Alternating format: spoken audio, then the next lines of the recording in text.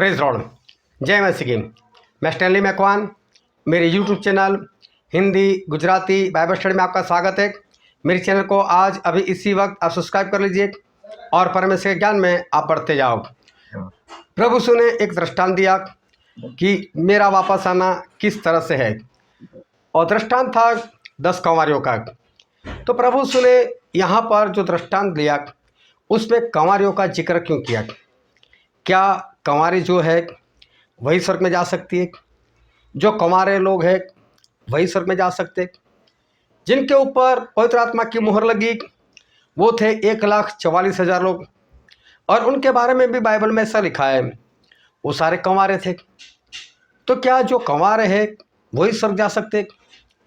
तो शादी किस ओर से? क्योंकि परमेश्वर का वचन तो कहता है कि शादी आदर के योग्य हो, और परमेश्वर ने सबसे पहले शादी करवाई, आदम को पत्नी दी। बाइबल में लिखा है भी है कि अच्छी पत्नी और परमेश्वर की ओर से मिलती है। तो फिर ये कंवारे का क्या मतलब है? क्या शादीशुदा नरक में जाएंगे? क्यों कंवारे ही स्वर्ग में जाएंगे? ऐसा परमेश्वर ने क्यों लिखा? ये कंवारे शब्द का मतलब क्या है? उसके पीछे क्या राज छुपा है? वो सब कुछ जानने के लिए मेरे साथ लगातार इस वीडियो में अंत तक बने रहो।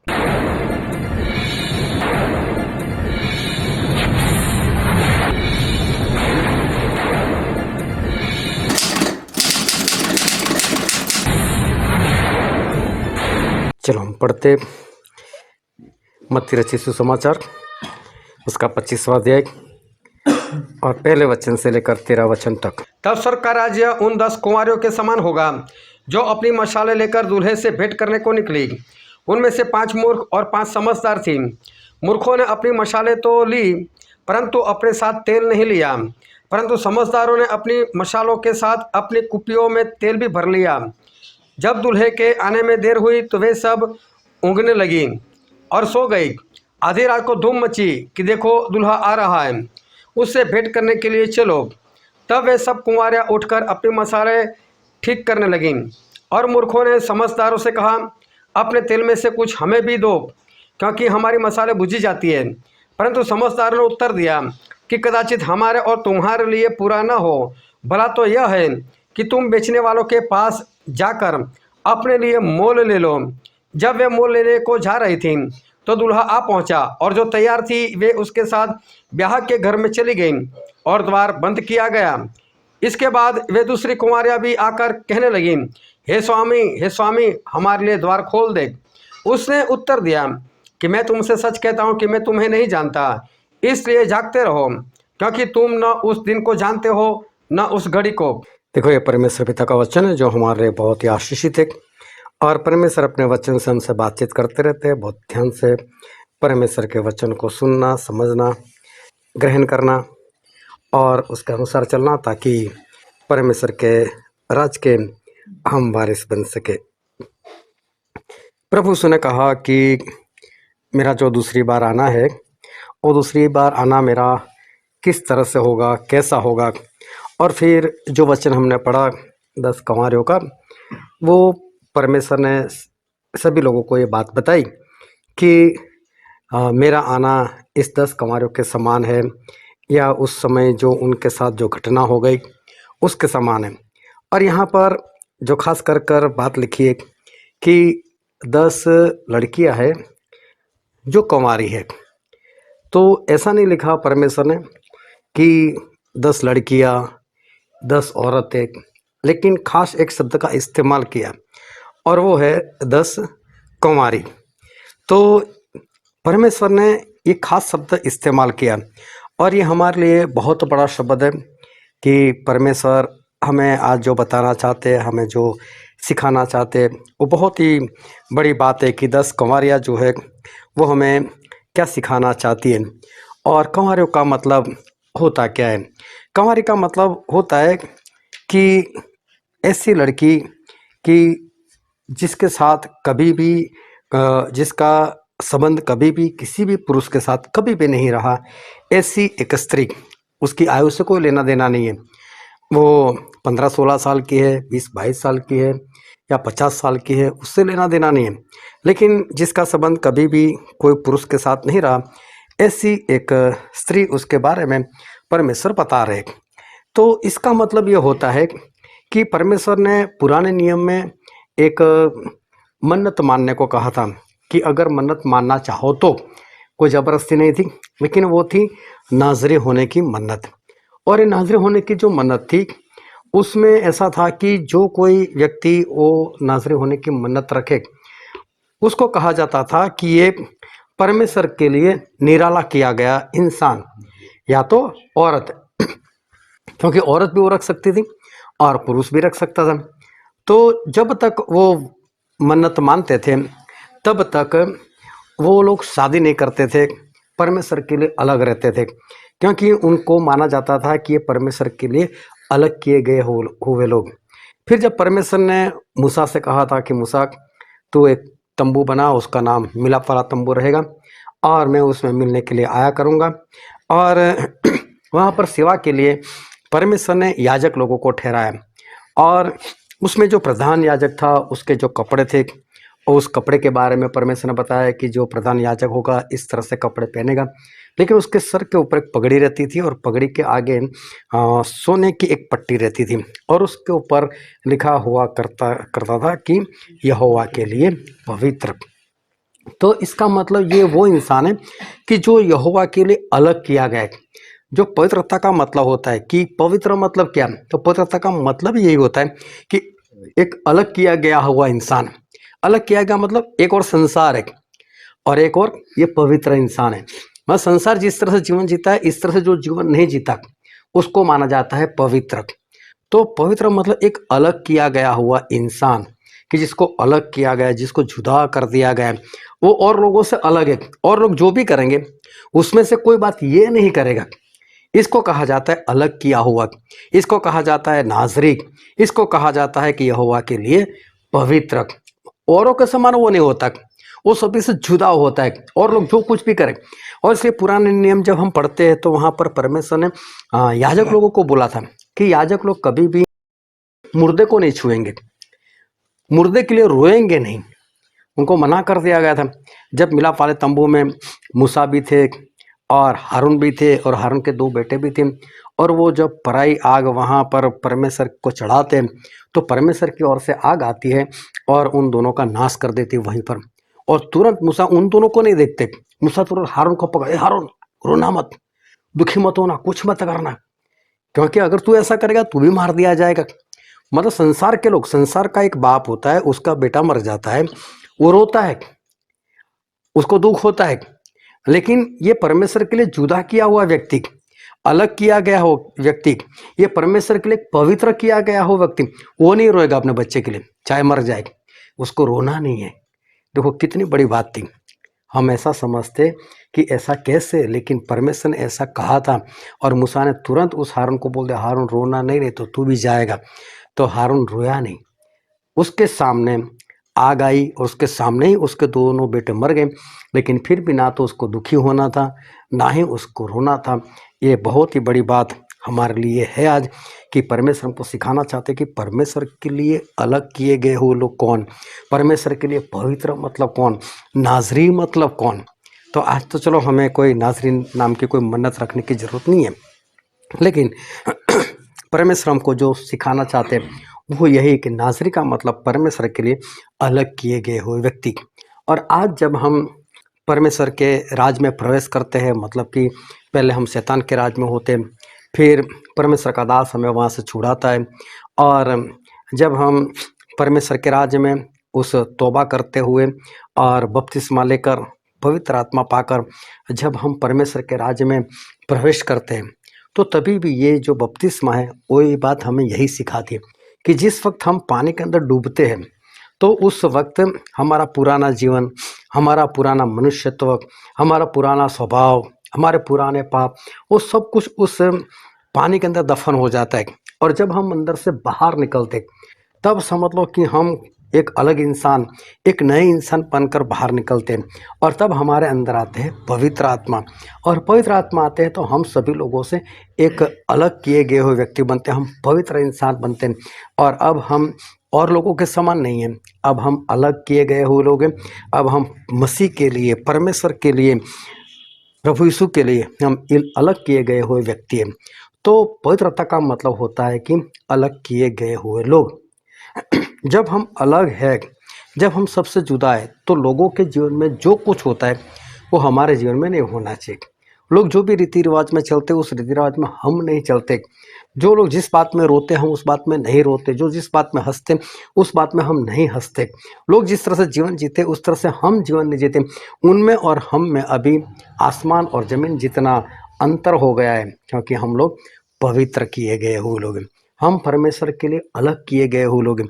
और इसलिए बाइबल में एक वचन हम पढ़ते हैं, प्रकाशित वाक्य उसका 20वां अध्याय और उसका 4था वचन। फिर मैंने सिंहासन देखे और उन पर लोग बैठ गए और उनको न्याय करने का अधिकार दिया गया, और उनकी आत्माओं को भी देखा जिनके सर यीशु की गवाही देने और परमेश्वर के वचन के कारण काटे गए थे, और जिन्होंने न उस पशु की और न उसकी मूरत की पूजा की थी और न उसकी छाप अपने माथे और हाथों पर ली थी।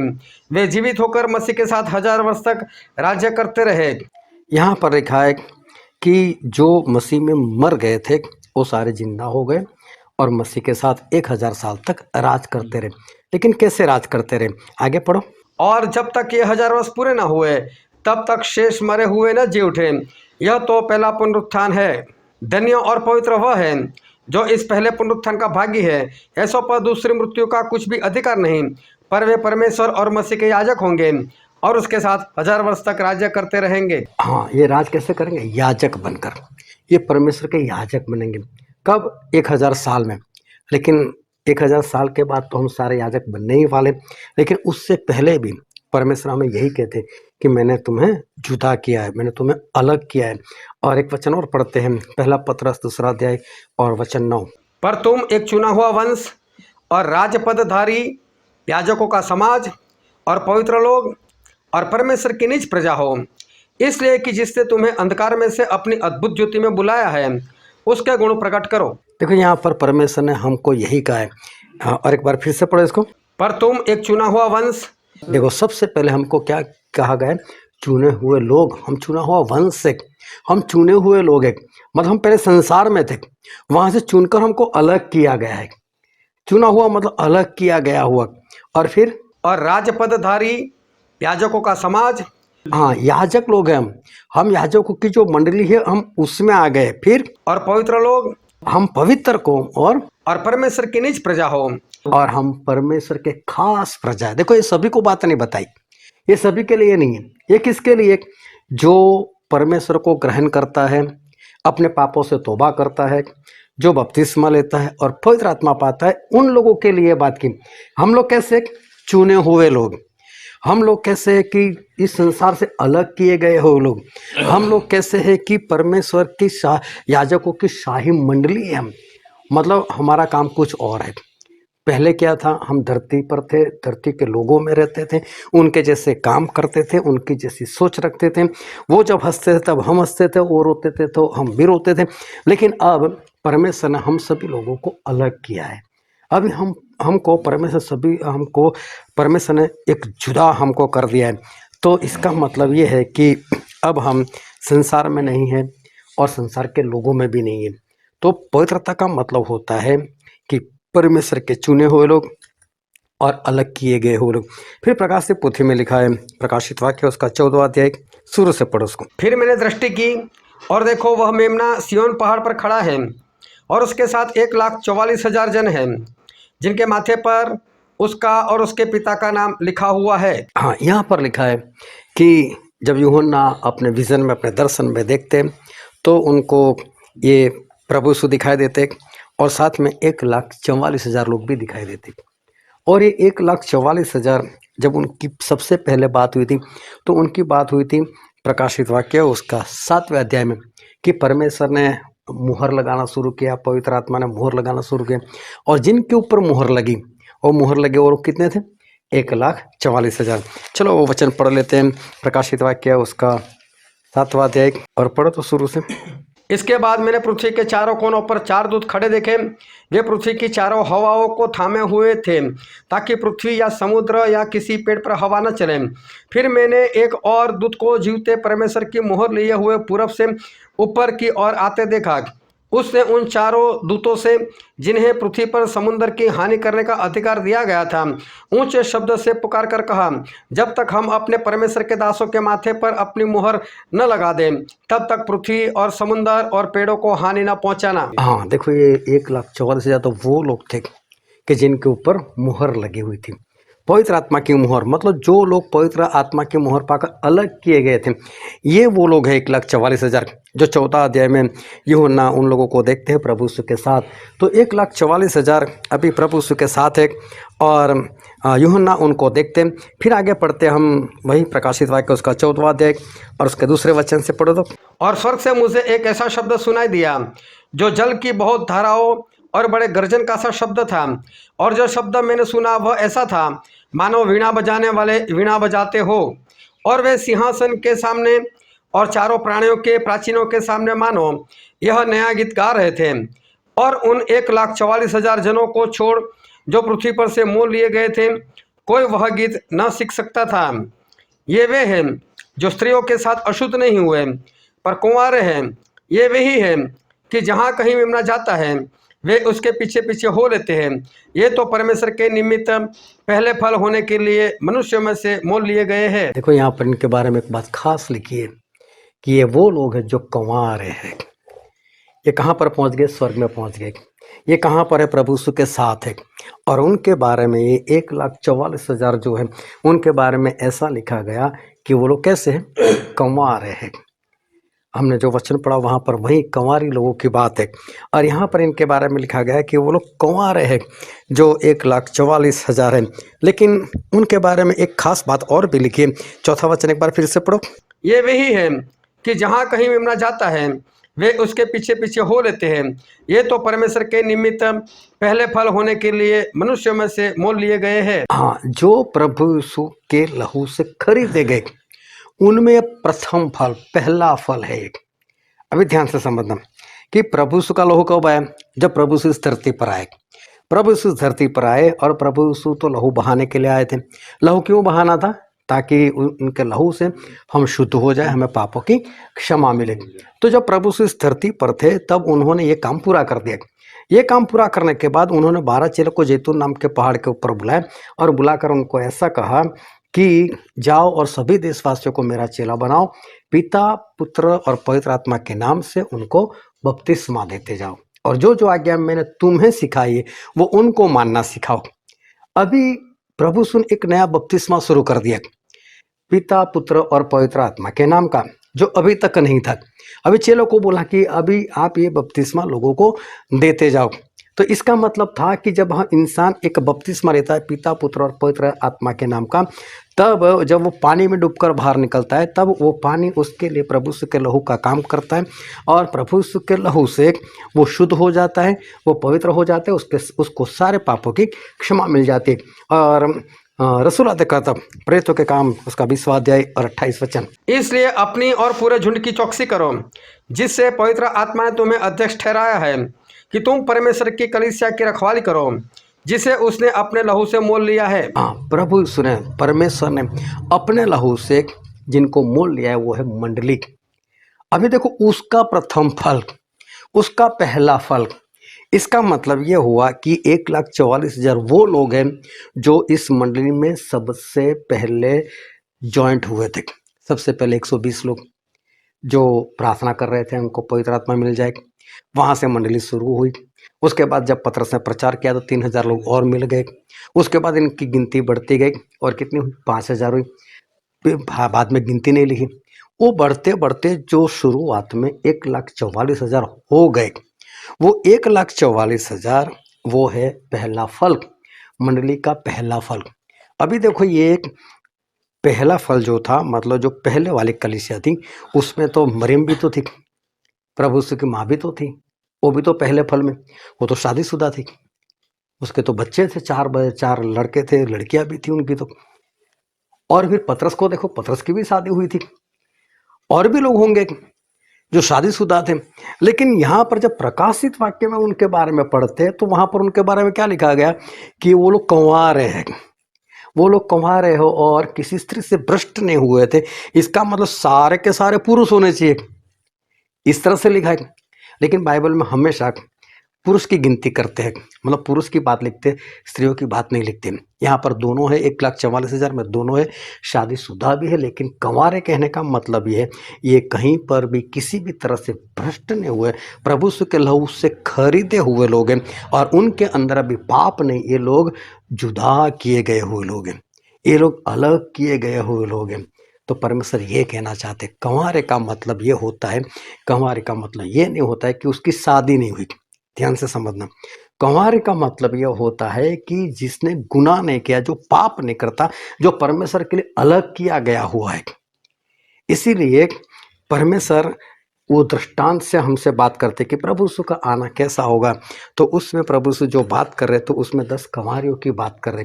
तो जब कंवारी शब्द आता है तो कंवारी के शब्द का मतलब होता है जो पवित्र किए गए हुए लोग हैं, पवित्र किए गए हैं, जो जिन लोगों ने अभिषेक पाया हुआ है, ऐसे लोग, जो परमेश्वर के लिए जुदा किए गए हैं, ऐसे लोग, जो चुने हुआ वंश है, जो याजकों की शाही मंडली है, जो परमेश्वर की प्रजा है और परमेश्वर के निज लोग हैं, ऐसे लोगों की बात की। सभी लोग को समझ में आ रहे हैं कि हम ऐसे लोगों के बारे में बात करें। कंवार है, कंवारे मतलब क्या, कंवारिया मतलब क्या, तो उसका मतलब होता है कि परमेश्वर के चुने हुए लोग, जो कहीं पर भ्रष्ट नहीं हुए, ऐसे लोग, जो प्रभु यीशु के लहू से खरीदे गए हुए, ऐसे लोग, जो इस संसार से अलग किए गए हैं, ऐसे लोग, जो चुना हुआ वंश है, ऐसे लोग, जो याजकों की शाही मंडली में शामिल है, ऐसे लोग, जो परमेश्वर की निज प्रजा है, परमेश्वर के चुने हुए लोग है, ये लोग है कंवारे का मतलब।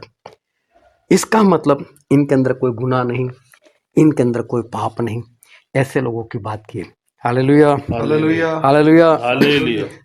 ध्यान से समझना, थोड़ी गहरी स्टडी है, लेकिन ध्यान से समझोगे तो पता चल जाएगा कि परमेश्वर हमको कहना क्या चाहते। तो कंवारे का मतलब क्या हुआ, चुने हुए लोग। कंवारे का मतलब क्या हुआ, अलग किए गए हुए लोग। ये इनकी क्वालिटी है, याद रखना कि कंवारे मतलब अलग किए गए हुए लोग, कंवारे मतलब पवित्र लोग, कंवारे मतलब जो भ्रष्ट नहीं हुए ऐसे लोग, कंवारे मतलब याजकों की शाही मंडली पर, कंवारे मतलब चुने हुए लोग, कंवारे का मतलब होता है परमेश्वर की निज प्रजा, कंवारे का मतलब होता है परमेश्वर के खास लोग। और ये सारे 1,44,000 जो थे वो दिखाई दिए यूहन्ना को, जो परमेश्वर के साथ थे। कब, कि जबकि ये कंवारे हैं, ऐसे लोग वहाँ पर दिखाई दिए। तो कंवारे का मतलब होता है कि परमेश्वर के खास लोग, परमेश्वर के याजक लोग, ऐसे लोग। अभी प्रभु यीशु ने ऐसा कहा कि मेरा आना, वो 10 कंवारियों की जो दृष्टांत है उसके बारे में प्रभु यीशु ने बताया कि जब वो आएंगे तब क्या होगा। तो 10 कंवारी मतलब 10 ऐसे लोगों के बारे में बात कर रहे हैं परमेश्वर, कि जो चुने हुए लोग हैं, जो अच्छे लोग हैं, जो परमेश्वर की याजकों की शाही मंडली में समाये हुए लोग हैं, ऐसे लोग कि जो कभी कहीं से भ्रष्ट नहीं हुए, ऐसे लोग कि जिनके अंदर कोई गुनाह नहीं, जिनके अंदर कोई पाप नहीं, ऐसे लोग जो अभिषेक किए हुए लोग, ये सारे लोग, ऐसे लोगों की बात परमेश्वर कर रहे। लेकिन उनमें से परमेश्वर ऐसा बोलते 5 कैसे थे, मूर्ख थे। सोचो कैसे लोगों को परमेश्वर मूर्ख कहते, जो परमेश्वर के लिए जुदा किए गए थे, जो परमेश्वर के लिए पवित्र थे, जो कहीं पर भ्रष्ट नहीं हुए थे, जो याजकों की शाही मंडली में थे, ऐसे लोगों की बात कर रहे। उनमें से 5 मूर्ख थे। देखो, संसार की तो बात ही नहीं है, संसार वालों की भी बात नहीं है, ऐसे लोग, और उनमें से 5 लोगों के बारे में परमेश्वर ऐसा कहते कि वो मूर्ख थे। अभी हुआ क्या कि सभी लोग तैयार थे, सभी लोगों ने ड्रेस पहना हुआ था, सभी लोग अपने दूल्हे मतलब प्रभु यीशु का इंतजार कर रहे थे। और इंतजार करते करते जब रात हो गई तो वो रात में बाहर चले जाते थे, ताकि घर का दरवाज़ा बंद हो और उनको आवाज़ ना सुनाई दे और वो लोग रह ना जाए, इसलिए वो लोग बाहर चले जाते थे और बाहर रात में वो सो जाते थे।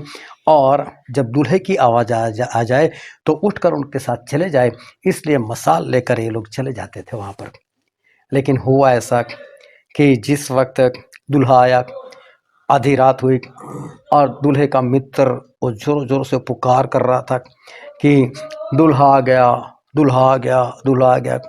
और तब ऐसा हुआ कि ये सभी की सभी कंवारियाँ जो थी वो जाग गई, सभी की मशालें बुझ रही थी, लेकिन 5 जो थी वो एक्स्ट्रा तेल लेकर आई थी और उन्होंने तुरंत अपनी मशाल में तेल डालना शुरू कर दिया। लेकिन 5 मूर्ख इसलिए ठहरी कि वो घर से तेल लेकर नहीं आई थी। क्या ऐसा पहली बार हुआ होगा कि वो लोग तेल लेकर नहीं आई होगी? क्या पहले से ऐसा था कि तेल लेकर नहीं ही आती थी? कहीं ना कहीं, चाहे पहले या चाहे बाद में, कहीं ना कहीं इनकी गलती हो गई और इन लोगों ने उस दिन, जिस दिन दूल्हा आ गया था, उस वक्त उनके पास तेल नहीं था। और तेल मतलब पवित्र आत्मा नहीं था। कैसे लोगों के पास? चुने हुए लोगों के पास। कैसे लोगों के पास? जो पवित्र किए गए हुए लोग। अभी तक भी कंवार है, अभी तक भी अच्छे, लेकिन एन मौके पर आखिरी वक्त ऐसे लोगों में से 50% लोग, 50% लोग, आधे लोग, वो लोग रह गए स्वर्ग में जाने से। कारण क्या था? कि एंड टाइम पर पवित्र आत्मा गंवा दिया था। बहुत बड़ी बात लोगों को नहीं पता चलती है, लेकिन परमेश्वर आज हमें बता रहे कि कैसे लोग रह सकते हैं उस स्वर्ग में जाने से। पवित्र किए हुए लोग भी रह जाएंगे, अलग किए गए हुए लोग भी रह जाएंगे, संसार से जुदा किए गए हुए लोग भी रह जाएंगे, अगर वो लोग पवित्र आत्मा में नहीं बने रहे और आखिरी दिन में भी अगर पवित्र आत्मा गंवा दिया तो ये लोग रह जाएंगे। अब प्रभु से क्या कहते हैं? एक वचन पढ़ते हैं, मत्ती रचित सुसमाचार उसका 24वां अध्याय और वचन 21 पढ़ो दो। क्योंकि उस समय ऐसा भारी क्लेश होगा जैसा जगत के आरंभ से न अब तक हुआ और न कभी होगा। हाँ, परमेश्वर बोलते आखिरी दिनों में ऐसी ऐसी घटनाएं होगी जो इंसान पैदा हुआ तब से लेकर आज तक ऐसी घटना हुई नहीं और होगी भी नहीं आगे। ऐसी भारी घटनाएं होगी। देखो, कोई भी ना बचता, यहाँ तक कि चुने हुए लोग भी ना बचते। मतलब एक कंवार या जो है वो भी ना बचे। ऐसे वो दिन है और ऐसा हमको देखने को मिला। प्रभु से बोलते जागते रहो। इसलिए मैं कहता हूँ जागते रहो, मेरा आना कब है आपको नहीं मालूम। और एंड टाइम पर 5 लोगों ने पवित्र आत्मा गंवा दिया। और कैसे लोग थे वो? चुने हुए लोग थे, परमेश्वर के निज लोग थे, परमेश्वर की खास प्रजा थी। ये याजकों की शाही मंडली में थे, ये अभिषेक पाए हुए लोग थे, प्रभु से लहू से खरीदे गए हुए लोग थे, जो यहोवा के लिए पवित्र थे, जो नाज़री थे। ऐसे लोगों की मैं बात कर रहा हूँ। ऐसे लोग रह गए, उनमें से 50% लोग रह गए। हमें अपने बारे में बहुत ही हमें फिक्र रखनी है। अपने बारे में, अपने खुद के जीवन के बारे में हमें खुद के बारे में चेतावनी प्राप्त करनी है कि हमारा जीवन कैसा है। चाहे हम परमेश्वर के लिए अलग किए गए हो लोग हैं, चाहे हम पवित्र किए गए हो लोग, चाहे हम कंवार हैं, चाहे हम अभिषेक पाए हुए लोग हैं, चाहे परमेश्वर हमको कोई काम दिया है, चाहे हम परमेश्वर के दास लोग हैं, चाहे हम परमेश्वर कैसे हो गए, चाहे हम यहोवा के लिए पवित्र है, लेकिन अपने बारे में सोचना पड़ेगा कि कहीं आखिरी दिन हम रह ना जाए। परमेश्वर खुद बोलते हैं कि चुने हुए लोगों के कारण वो दिन घटाए जाएंगे, क्योंकि वो भी नहीं बचते। तो ऐसा तो नहीं बोला कि सारे बच ही जाएंगे, कुछ भी हो सकता है आखिरी दिन तक। और इसलिए मैं कहता हूँ कि अपने बारे में सोचो कि हमारा जीवन कैसा है, प्रभु हमसे क्या चाहते हैं, हमें कैसा जीवन जीना चाहिए, हमें किस तरह से आगे बढ़ना चाहिए, कैसी बातों में हमें बने रहना चाहिए। जैसे जैसे संसार आगे बढ़ता जाता है, विश्वासी लोगों के जीवन में मैं धीरे धीरे देख रहा हूँ कि वही संसार की बातें वापस आ रही है। जो हम लोग छोड़कर बैठे थे वो वापस लोगों के घर में, लोगों के जीवन में वो आता हुआ दिखाई दे रहा है। और ये सारी बातें हमें उस वक्त नाश कर देगी। और इसलिए बचना बहुत ज़रूरी है, क्योंकि अब वो दिन आ चुके हैं कि जिसमें से हमें निकलकर उस पार हमें जाना है और परमेश्वर के याजक हमको बनना है। लेकिन याजक तो हम आज भी हैं, लेकिन कैसे याजक है? क्या उस हारून के दोनों बेटों की तरह वो लोग भी तो याजक थे, लेकिन वो मार दिए गए। कहाँ पर मार दिए गए? उस पवित्र स्थान में मार दिए गए। वहाँ पर आग आई और वहाँ पर वो लोग जलकर भस्म हो गए। क्या हमारा जीवन ऐसा है? हमारा जीवन कैसा है? हमें बहुत सावधानी से हमें आगे बढ़ना पड़ेगा। अगर थोड़ी सी भी गलती रह गई तो हम लोग नाश हो जाएंगे। ऐसा हमारे जीवन में नहीं होना चाहिए। हम परमेश्वर के लिए अलग किए गए हो लोग, हम अलग दिखने चाहिए। हालेलुया। आओ हम सभी अपने आंखों को बंद करें, अपने मस्तकों को प्रभु से आगे झुकाए। उनकी निगाह है उस स्वर्ग से इस धरती के ऊपर, सभी मनुष्यों के हृदय के ऊपर है। वो सभी के हृदय की ओर देख रहे हैं, ताकि जिनका हृदय उनको 100% शुद्ध मालूम पड़ेगा, संपूर्ण मालूम पड़ेगा, उनको सहायता करते हुए वो खुद बलवंत है ऐसा बताना चाहते हैं। अपने कानों को खुला रखो, अपने दिल को खुला रखो ताकि वचन उस दिल के अंदर घुस जाए। अपने दिमाग को खुला रखो ताकि वचन को समझ पाओ, क्योंकि हमें स्वर्ग में जाना है। स्वर्ग एक ऐसी जगह है जहां पर कोई कचरा नहीं है, और परमेश्वर वहां पर कचरा इकट्ठा करना भी नहीं चाहते। उनको कुंवारे लोग चाहिए, उनको अभिषेक किए हुए लोग चाहिए, परमेश्वर के नाम से जुदा किए गए हुए लोग चाहिए, प्रभु के लहू से खरीदे गए हुए लोग चाहिए उनको। ये वक्त है कि हम अपने खुद के बारे में सोचें, अपने आप को जांचें, अपने आप को परखें, अपने आप से सवाल जवाब करें कि आज मेरा जीवन कैसा है। अगर आज प्रभु यीशु इस वक्त तक अगर हमको लेने के लिए आ जाए तो क्या मैं जा सकता हूँ? क्या मेरा जीवन आज ऐसा है? अपने आप को जांचो, अपने आप को परखो।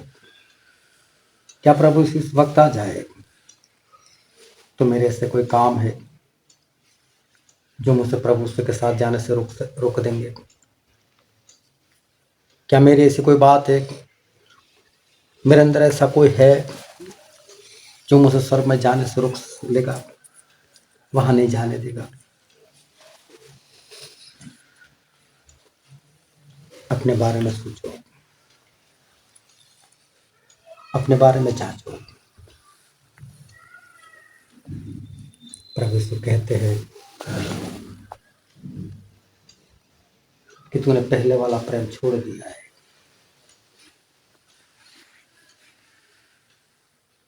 तू जहां से गिरा है वहां से उठ,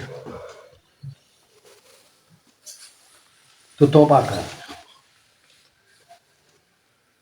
आज अपने आप को जांचो, अपने आप को परखो कि जिस वक्त मैं प्रभु यीशु में आया था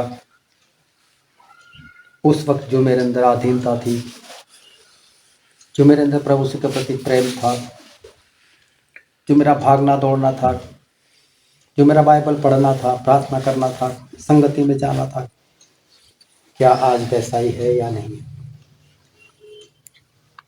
क्या आज भी मेरे अंदर वो प्रेम है कि नहीं? आज भी मेरे अंदर वो भूख प्यास है कि नहीं? वो 5 कंवारियां आखिरी दिन स्वर्ग के दरवाजे तक पहुंच गए, लेकिन बिना पवित्र आत्मा वो अंदर नहीं जा पाई। उनके लिए दरवाजा बंद हो चुका था। आज मेरे जीवन में कैसा है? क्या मेरे अंदर वो पवित्र आत्मा की भरपूरी है?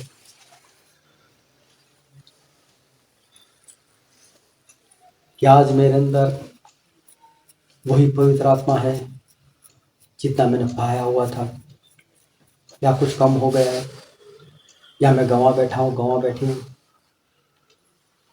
अपने बारे में जांचो, सोचो, समझो।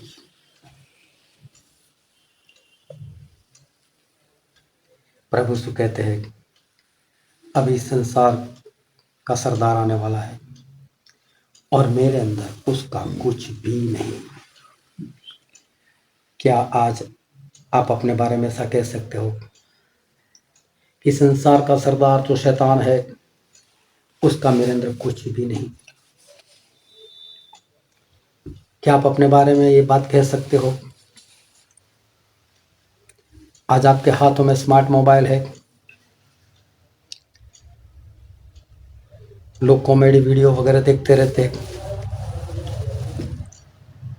क्या आप उनसे अलग हो या आप भी वही काम करते हो?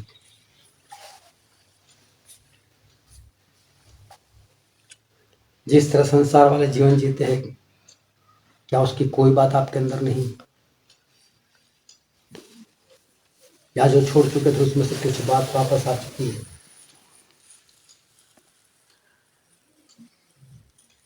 हम अंतिम वक्त के भी अंतिम हिस्से में हम जीवन जी रहे।